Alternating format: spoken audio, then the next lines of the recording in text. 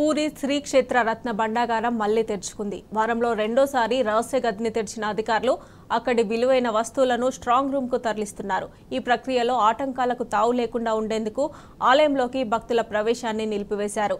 ఉదయం 8 గంటల తర్వాత ఎవరిని లోనికి అనుమతించడం లేదని, రత్న భండాగారంలో జరిగేదంతా వీడియో తీస్తున్నట్లు పేర్కొన్నారు ఎస్జేటీఏ అధికారులు.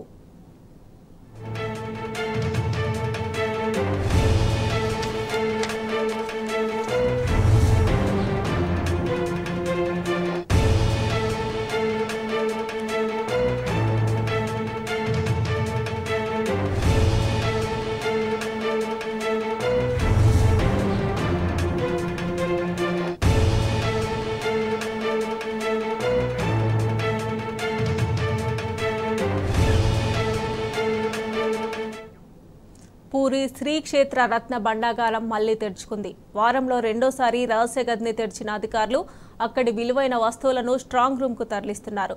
ఈ ప్రక్రియలో ఆటంకాలకు తావు లేకుండా ఉండేందుకు ఆలయంలోకి భక్తుల ప్రవేశాన్ని నిలిపివేశారు. ఉదయం 8 గంటల తర్వాత ఎవరిని లోనికి అనుమతించడం లేదని తెలిపారు. రత్న భండాగారంలో జరిగేదంతా వీడియో తీస్తున్నట్లు పేర్కొన్నారు ఎస్జేటీఏ అధికారులు.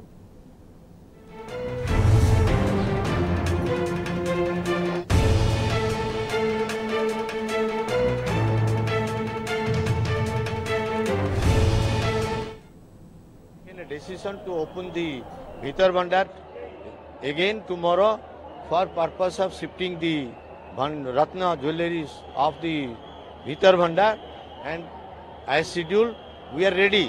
I am already in Puri since this night.